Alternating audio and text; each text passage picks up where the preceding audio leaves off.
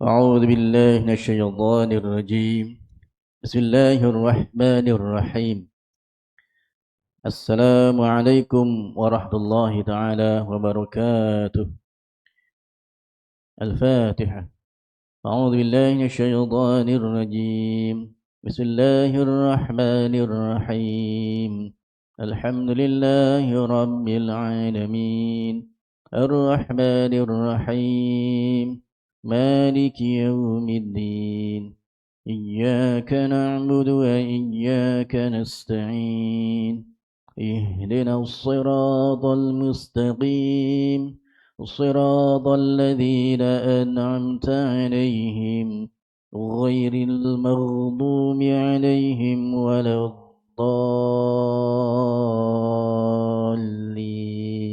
آمين.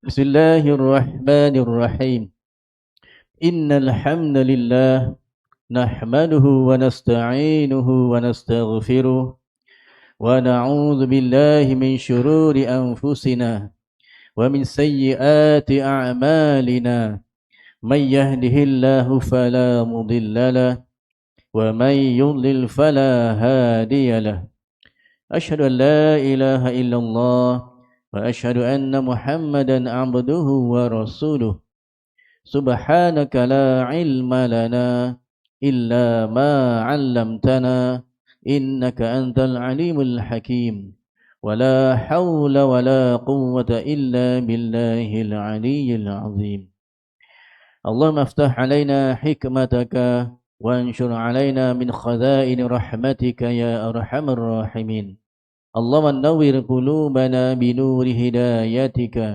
كما نورت الأرض بنور شمسك أبدا أبدا برحمتك يا أرحم الراحمين آمين آمين يا رب العالمين.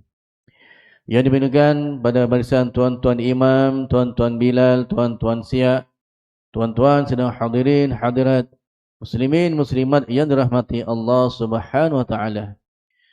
Pertama-tama kita panjatkan kesyukuran kehadiran Allah Subhanahu wa taala kerana terus memberikan kita kenikmatan dalam hidup kita, diberikan kita kesenangan, keamanan, kedamaian, jauh daripada peperangan, dan banyak negara-negara yang mencemburui kita atas keamanan, kestabilan negara kita.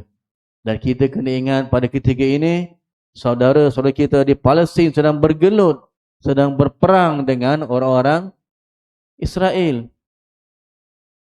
Dalam hidup kita ni tuan-tuan, orang-orang Islam, walaupun tak menjadi rukun hidup, tapi bila tidak memikirkan tentang saudara kita di Palestin, rasa macam tak cukup rukun hidup kita ni. Kita kena fikir, itulah yang berlaku di Palestin. Tak habis-habis. Lebih 70 tahun mereka hidup dalam keadaan sengsara dan tak tahu bila akan berakhir. Syekh Ahmad Jibril pernah ditanya oleh anak muridnya, kenapa Allah tak hancurkan saja Israel ini tuan? Senang.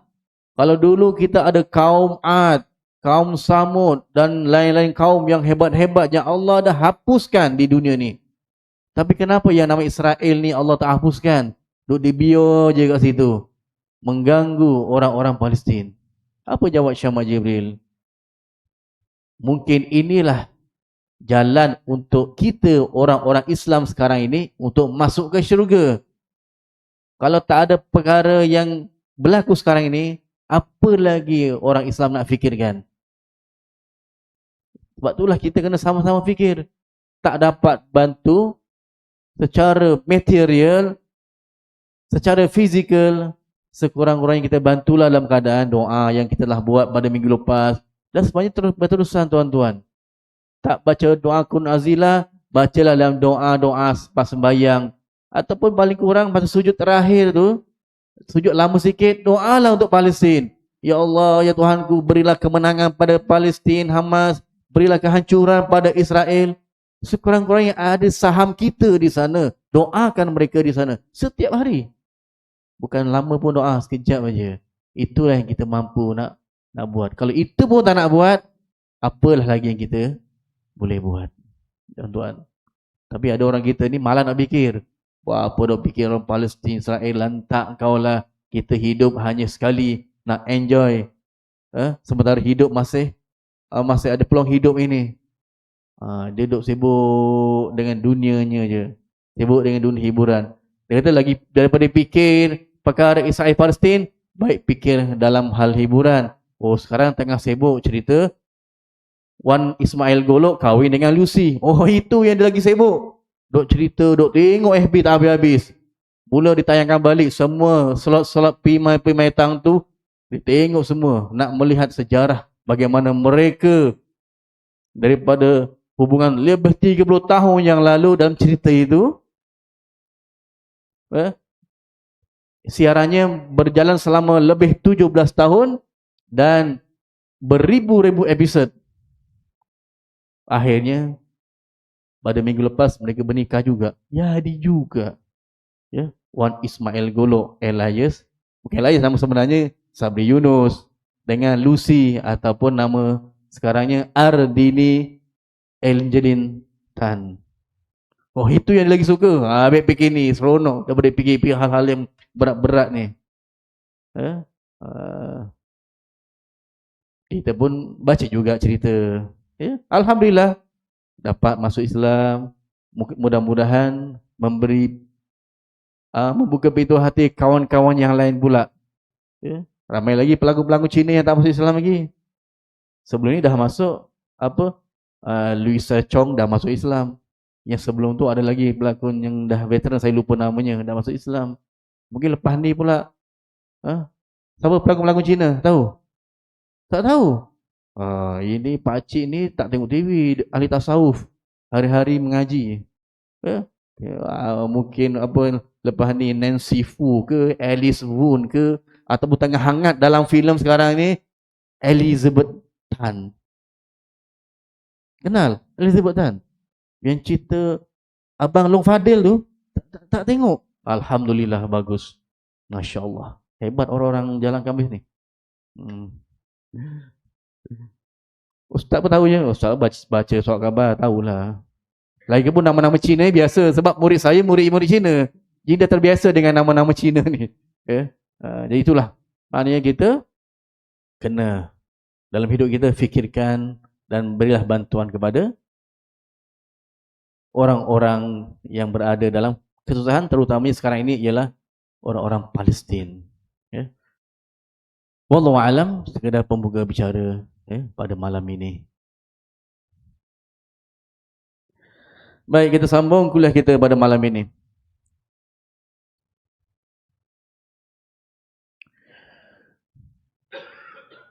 Pada pertemuan yang lepas kita membicarakan tentang martabat iman. Kita dah bincang martabat iman yang pertama, iaitu martabat iman di kalangan ulama. Kemudian yang kedua, martabat iman orang-orang yang bertaklid, yang hanya ikut-ikut aja. Tak faham tapi ikut. Sekurang-kurangnya dia ikut. Yang lagi teruk, yang dah lah tak faham, tak nak ikut. Ini satu lagi hal. Kalau dia taklid, dia ikut, sekurang-kurangnya dia mau ikut walaupun dia tak faham. InsyaAllah satu hari nanti dia akan faham. Semakin lama semakin faham. Yang ketiga, martabat iman orang yang menjalankan syariat Islam. Dan yang keempat, yang kita akan masuk hari ini insyaAllah, martabat iman Nabi-Nabi dan Rasul-Rasul. Bismillahirrahmanirrahim. Yang keempat, iman Nabi-Nabi dan Rasul-Rasul adalah iman yang paling tinggi dan sempurna dari iman-iman yang lain. Kerana Nabi-Nabi adalah Rasul-Rasul. Buku ada depannya, lupa cakap. Kalau nak tengok adalah tengok buku depan banyak ya. Buku surat 94. Kerana Nabi-Nabi dan Rasul-Rasul itu adalah orang-orang yang sangat-sangat kasih kepada Allah Subhanahu Wa Taala. Orang yang sangat taat segala perintah Allah Taala. Orang yang sangat istiqomah pendiriannya. Istiqomah. Apa saja yang berlaku, pendiriannya tetap begitu, tak berubah. Kita kadang-kadang nak istiqomah ni susah tuan-tuan. Istiqomah ni benda yang nampak mudah disebut, tapi susah nak dibuat. Kata kalau contoh nak sembahyang berjamaah, nak istiqomah, mungkin seminggu 2 boleh istiqomah, masuk minggu 3, alam malas pula, dah longgar di situ. Ya. Kita sebab imannya kejap di bawah, kejap di atas, tak boleh nak istiqomah, susah. Sedangkan benda tu sebenarnya mudah disebut, tapi sukar nak dilaksanakan. Ya. Istiqomah, tetap pendirian, tidak berubah. Takut melanggar perintah Allah, menunaikan hak-hak Allah SWT, suci daripada lumuran dosa sebelum kenabian dan kerasulan. Ya. Sama dia seorang nabi ke, dia seorang rasul ke, maka Allah dah jaga dia. Ya, dah jaga, dah pelihara dia. Daripada dia kecil tu, sampailah dia dilantik menjadi rasul ataupun nabi, dia sudah dijaga. Sebab itulah, dulu ada sejarah ya nabi dulu pun. Ya. Kalau baca sejarah Islam, pernah nabi 2 kali. Ya, ketika masa nabi mengembala kambing, masa budak-budak, ya. Jadi ketika tu rasa macam nak tengok pesta di kota Mekah. Ya, budak-budak kan seronok bila ada pesta. Kalau sekarang ni mungkin ada fun fair, ada karaoke, ada game, dah macam-macam. Seronok. Jadi sebagai anak muda, kanak-kanak remaja, ada keinginan nak melihat. Ya, tetapi Allah tidurkan ketika mana dia dalam sebelum sampai di bandar Mekah, dia telah tertidur di satu tempat. Bila jaga, pesta dah habis. Dia balik lagi. Sedangkan masa nak keluar tu, dia minta kawannya tolong jagakanlah apa yang ditinggalkan. Nak keluar sekejap lah. Teringin nak tengok kerajaan di kota Mekah. Tapi ditidurkan. Esoknya Nabi pergi kali kedua. Pun berlaku perkara yang sama. Nabi ditidurkan. Sejak tu Nabi tak pergi lagi. Sebab Allah nak pelihara dia supaya dia tidak berlaku dalam kepala macam-macam perkara. Kita ni Allah macam-macam semua masuk. Ya. Macam mana? Nak kejap masuk Quran, baru nak hafal juzuk 30, hilang. Sebab apa? Masuk pula lagu rock, masuk pula dangdut, masuk pula macam-macam. Hilang semua. Sebab dunia sekarang dah terlalu banyak. Itulah cabaran-cabarannya. Ya. Padahal elok kalau anak tahfiz dia belajarnya dekat ujung-ujung apa kadang di tempat yang agak hutan sikit, biar tak bercampur dengan orang. Elok untuk hafal. Tapi kadang-kadang menjadi kejutan budaya bila mereka pergi ke bandar, mereka terkejut. Sebab lama duduk di kawasan yang terpencil, tapi bila pergi ke kawasan yang ramai orang, dia terkejut. Kejutan budaya. Baik, apa lagi? Ya, iman Nabi dan Rasul ini. Dan Nabi dan Rasul ini adalah maksum daripada dosa. Maksudnya, nak maksum ini sempurna, terpelihara daripada dosa. Bukan seorang maksum, ya. Dia bukan maksum tapi maksum. Mim, ain, sod, waw, mim. Maksum. Ataupun kalau nak eja dalam Sahih Ruminya, M-A-apostrophe S-U-M. Maksum. Baru betul. Tapi kalau eja M-A-T, mat, S-O-M, maksum, itu bukan makna yang terpelihara daripada dosa. Sebab itu nama orang. Nama orang kita Maksum. Ya. Dulu pun ada filem namanya Maksum. Pelakunya Imuda. Guna nama Maksum. Ya. Dan iman mereka, yakni Nabi dan Rasul, kepada Allah adalah dengan dalil dan hujah. Maknanya semua dengan pembuktian dan hujah-hujah dengan dalil yang jelas. Dan mereka dikurniakan mukjizat. Apa mukjizat? Mukjizat ini ialah perkara luar biasa yang Allah berikan kepada seorang yang dilantik menjadi Rasul dengan tidak boleh ditentang atau dilawan. Itu mukjizat. Dan ia bukan perkara yang dipelajari, tapi adalah kurniaan Allah Subhanahu Wa Taala. Mukjizat bukan benda yang dipelajari. Dia bukan macam sihir. Sihir ni dia ada ilmu dia yang perlu dipelajari, yang dikena belajar. Kalau tuan-tuan ingat masa cerita apa tu? Cerita yang budak yang belajar magic, apa tajuk? Lupa saya filem tu. Filem yang Black Magic tu. Ya, daripada budak tu kecil sampai budak tu besar. Ha? Bila bab sihir, black magic, itu semua adalah ilmu yang boleh dipelajari. Sedangkan mukjizat, ia adalah kurniaan Allah Ta'ala. Tidak dipelajari, tapi adalah kurniaan Allah Ta'ala. Dan tidak boleh ditentang atau dilawan. Contoh mukjizat Nabi Musa yang tongkatnya menjadi ular. Ketika itu, zaman tu adalah zaman orang-orang hebat dengan sihir. Benda-benda ular ni biasa. Tapi bila tongkat Nabi Musa menjadi ular yang lagi besar, yang memakan semua ular-ular kecil, itulah mukjizat. Tak boleh dilawan dengan ahli sihir.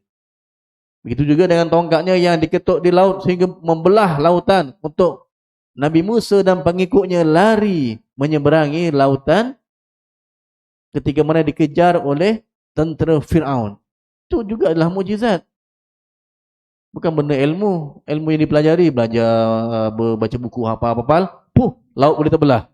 Tak ada. Benda tu tak ada dalam ilmu yang dipelajari boleh membelah laut begitu.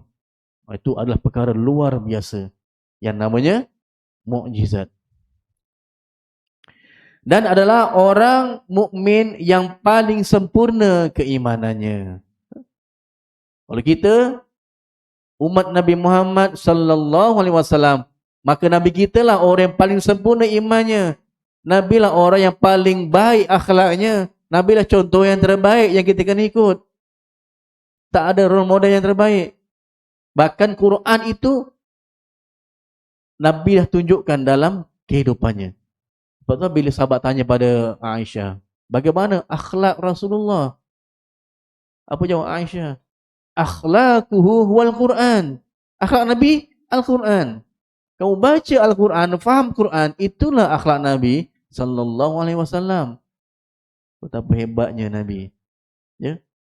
Nabi ini, Nabi Muhammad hebat di kalangan pandangan mata sahabat, masyarakat dan seluruh umat manusia. Tak kira manusia itu Islam ke bukan Islam, pandangan mereka Nabi sangat hebat. Begitu juga di depan pandangan isteri-isteri. Isteri-isteri juga memandang Nabi dengan pandangan yang hebat. Tak macam kita ni tuan-tuan. Kita ni kadang-kadang luar je hebat. Berceramah hebat. Berpidato hebat. Kat rumah belum tentu lagi hebat. Kat rumah kita pula kena letek adalah. Kena letek. Kena bebel adalah. Kat luar kita duk bercakap. Puan-puan sampai rumah. Kita pula dia puan-puan. Belum tentu lagi kat rumah kita hebat. Belum tentu. Sebab kadang-kadang yang kat rumah tu menakutkan. Bukan saya, orang lain. Ni cerita orang lain. Orang bukan jalan Kamis. Cuma nak bagi tahu kita ni di pandangan mata orang kadang-kadang hebat, tapi di rumah belum tentu lagi. Ya, kadang-kadang tengoklah.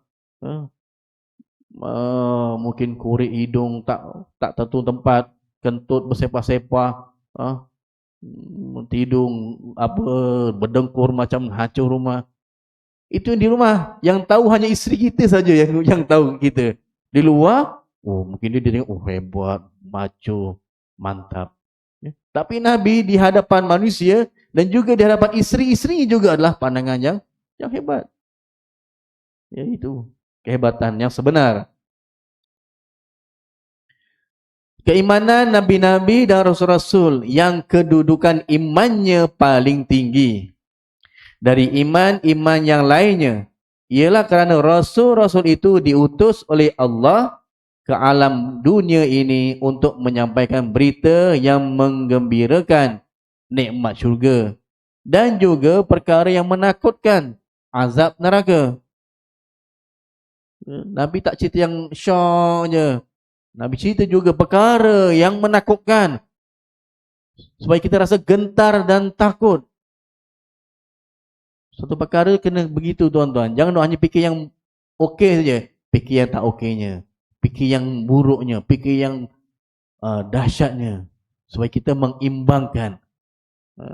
Begitu juga Rasul menyampaikan berita gembira dan juga berita yang menakutkan. Seperti mana firman Allah Subhanahu Wa Taala dalam surah Fatir ayat 24.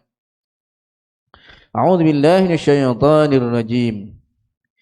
Inna arsalnaka bil haqqi basyiran wa nadhira wa in min ummatin illa khala fiha nadhir.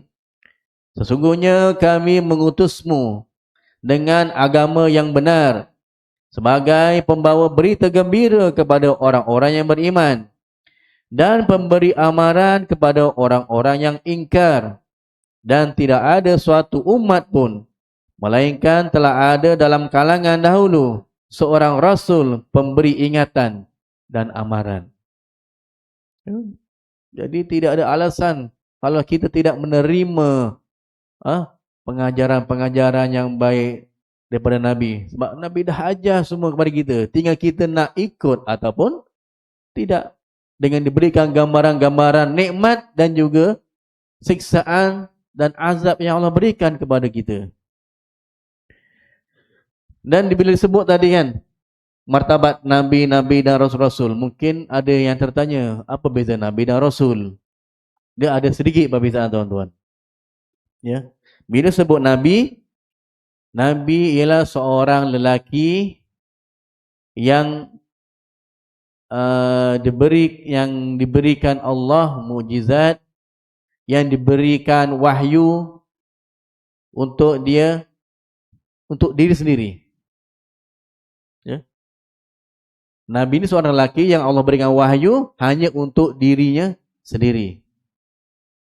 Rasul sama seperti Nabi, seorang lelaki yang Allah berikan wahyu, yang diberikan mukjizat. Tetapi dia wahyu untuk dirinya dan juga untuk disebar kepada orang lain. Kalau dulu Nabi-Nabi diutus, Rasul-Rasul diutus untuk kaum-kaumnya. Contoh bila Nabi Musa diutus kepada Bani Israel, maka Nabi Musa berdakwah kepada kaum Bani Israel. Nabi Isa diutus kepada kaum Nasrani, maka Nabi Isa berdakwah kepada kaum Nasrani. Berbeza dengan Nabi Muhammad sallallahu alaihi wasallam. Nabi Muhammad diutus bukan untuk berdakwah hanya kepada orang Arab. Tapi Nabi Muhammad sallallahu alaihi wasallam berdakwah untuk seluruh alam. Itu bezanya. Ya. Nabi Muhammad beza dengan Rasul yang lain. Ya. Rasul yang lain hanya berdakwah kepada kaumnya. Tapi Nabi Muhammad sallallahu alaihi wasallam berdakwah kepada seluruh alam. Bukan hanya orang Arab. Nabi kan di kalangan orang Arab, Quraisy. Tapi adakah Nabi hanya Nabi untuk orang Quraisy? Tidak. Nabi adalah rahmat bagi seluruh alam. Wa ma arsalnaka illa rahmatan lil alamin. Tidak aku utuskan engkau wahai Muhammad melainkan rahmat bagi seluruh alam. Jadi Muhammad itulah Nabi untuk orang Arab, juga Nabi untuk orang Melayu, juga Nabi untuk orang Cina, India, Jepun dan sebagainya. Bahkan Nabi juga berdakwah kepada kalangan jin. Oh lagilah, banyak tugas Nabi. Adalah untuk seluruh alam. Pada jin pun Nabi berdakwah. Macam mana bahasa jin, kita tak tahulah. Macam Nabi bercakap dengan golongan jin. Ya. Ketika mana Nabi berada dalam satu kafilah perdagangan, ya, berhenti di tengah-tengah padang pasir di waktu malam. Nabi hilang sekejap. Sahabat duk mencari, mana Muhammad, mana Rasulullah. Bila Rasulullah datang semula, aku tadi baru berdakwah kepada kaum jin. Oh jin. Kita dapat jin takut. Ya. Tapi Nabi berdakwah kepada kalangan jin. Sebab itulah yang namanya manusia dan jin dicipta untuk beribadah di dunia ini. Wa ma khalaqtul jinna wal insa illa liya'budun. Tidak aku ciptakan jin dan manusia Untuk apa? Untuk mereka beribadah kepada aku. Mana kita dengan jin sama. Hidup ni matlamat kita sebenarnya untuk beribadah. Habis boleh cari duit tak? Boleh. Boleh jadi kaya? Boleh. Boleh nak rumah banyak? Boleh. Nak buat homestay, buat rumah. Sebab kita ada kawan-kawan kita sini yang ada homestay. Alhamdulillah. Sambil-sambil dia ada homestay, kita pun boleh tumpang rasa berada di homestaynya. Tak ada masalah. Kehidupan kita teruskan. Sebab kita kena ingat yang hadis Nabi mengatakan, kita mencari dunia ini seolah-olah kita akan hidup 1000 tahun lagi. Maknanya kena banyak simpanan. Nak hidup 1000 tahun, nak kena simpanan, investmentnya, nak kena banyak yang kita kena sedia untuk mencapai umur yang 1000 tahun. Sebab itu memang kehidupan dunia. Tetapi dalam kamu beribadah dengan sebanyak-banyaknya, seolah-olah esok akan mati. Mana kalau kita tahu esok nak mati, apa kita buat? Memang tak berhenti ibadah kita. Kalau kita tahu esok mati. Sebab kita tak tahu bila kita mati, itu yang kita leka. Bila mati, umur, lama lagi. Agak-agaknya mati 70 ke 80. Sekarang baru mungkin 20. Lama lagi. Boleh enjoy dulu. Dia tak tahu mati tu bukan tunggu umur. Idza jaa ajaluha la yastakhiruna sa'atan wa la yastaqdimun. Jika sampai ajal seseorang itu, maka malaikat maut akan datang cabut. Punctual, tak lewat, tak lambat. Tak cepat, tak lambat. Tu mati. Ya. Maknanya kita kena sedia. Seolah-olah esok mati, maka kita akan beribadah sebanyak-banyaknya. Dan kita andaikan kalau kita setiap kali ibadat, mungkin ini maghrib terakhir kot. Tengok-tengok, sampai ke isyak. Mungkin ini isyak terakhir kot. Kita buat yang terbaik. Esok sampai waktu subuh, sampai lagi subuh. Mungkin ini subuh yang terakhir. Kita andaikan itu yang terakhir supaya kita rasa bersedia buat yang terbaik. Ya, sebab mati ini benda yang datangnya tidak diduga, hadirnya tak diundang. Itu yang takutnya tu. Tengah kita leka, time itulah mati. Tu yang bahaya tu tuan-tuan. Takut kita. Tengah kita leka tu, malaikat maut datang, jenguk. Ya. Jadi kita kena bersiap sedia. Ya. Dunia tidak kita tinggal. Teruskan usaha anda untuk mencari kekayaan, kemewahan. Tak salah. Nak cari kereta besar, rumah besar, bini besar, apa semua besar. Tak ada masalah. Cari tuan-tuan. Sebab memang hidup kita, memang itu keperluan hidup kita. Tapi jangan lupa, kita terus beribadat. Sebab itu matlamat hidup kita. Kena beribadat kepada Allah Ta'ala. Dan ingatlah, kemungkinan esok kita dah tak ada. Nah, itu yang kita maksudkan. Ya. Baik. Kesimpulan. Kita dah masuk kesimpulannya.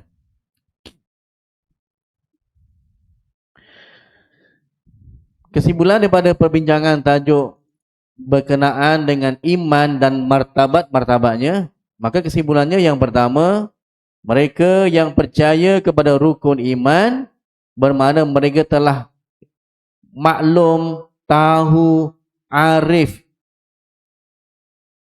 dengan 6 rukun iman itu, iaitu beriman pada Allah, beriman pada malaikat, beriman pada kitab, beriman pada Rasul, beriman pada hari kiamat, beriman pada qada dan qadar. Kita faham semua 6 tu.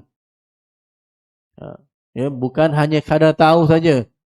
Beriman pada, yang pertama, beriman pada Allah. Apa tu? Beriman pada Allah. Entahlah. Beriman lah. Allah Tuhan kita. Apa makna beriman pada Allah Ta'ala itu? Kenalah kita tahu, bila beriman, sekurang-kurangnya kita tahu Allah itu Tuhan kita. Apa sifat yang wajibnya, apa sifat mustahilnya, apa sifat yang harusnya, apa nama-nama yang terbaik 99 itu. Maknanya kita kena faham. Kena tahu, faham, dan kalau boleh kita tahu dengan hujah dan dalil, baru jelas. Kalau kita kata, okey, antara sifat Allah ialah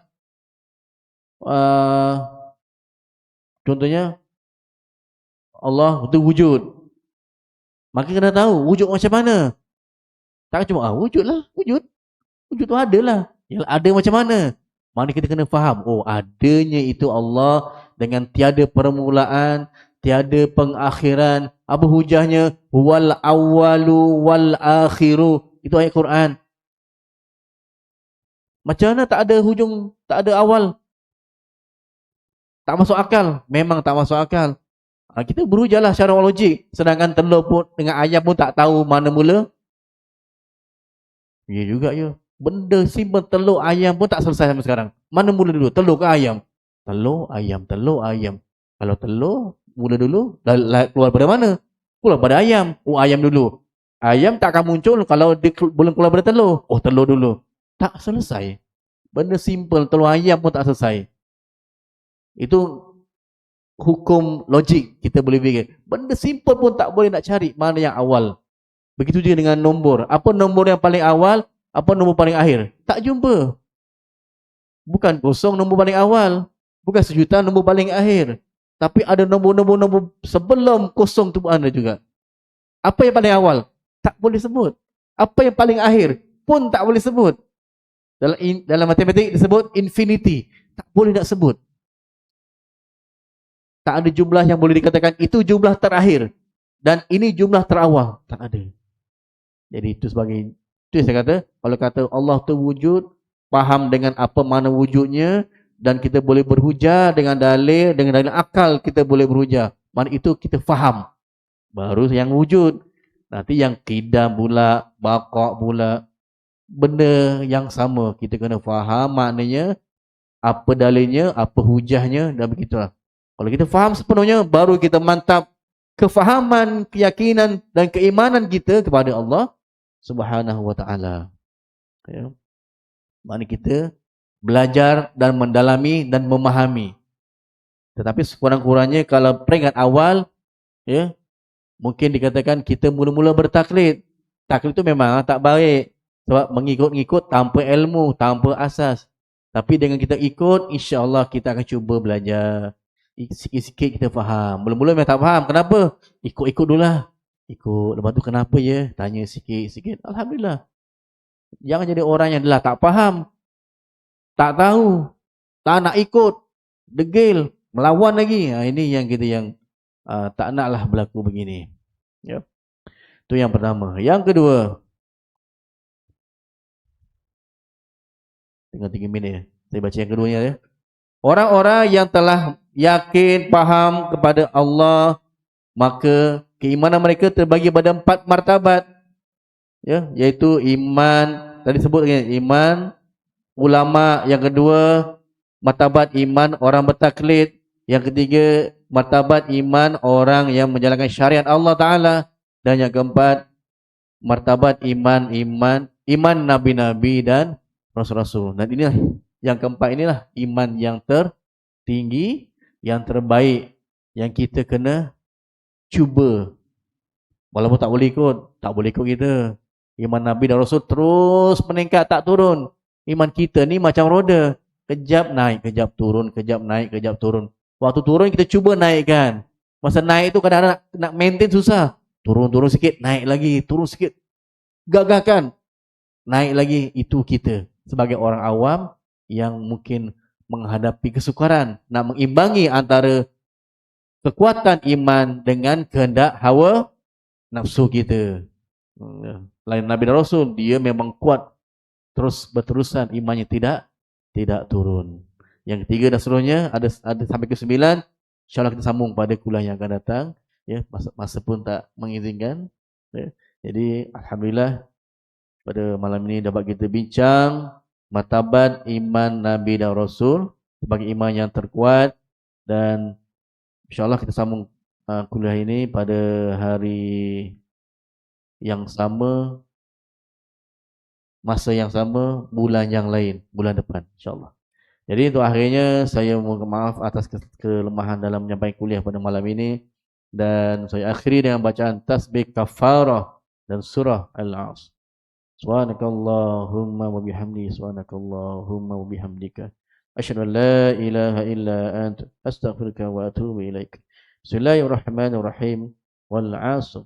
Innal insana lafi khusr illa alladhina amanu wa 'amilus salihati wa tawasaw bil haqq wa tawasaw bis sabr. Sadaqallahul azim. Akhirul kalam. Wassalamu alaikum warahmatullahi taala wabarakatuh.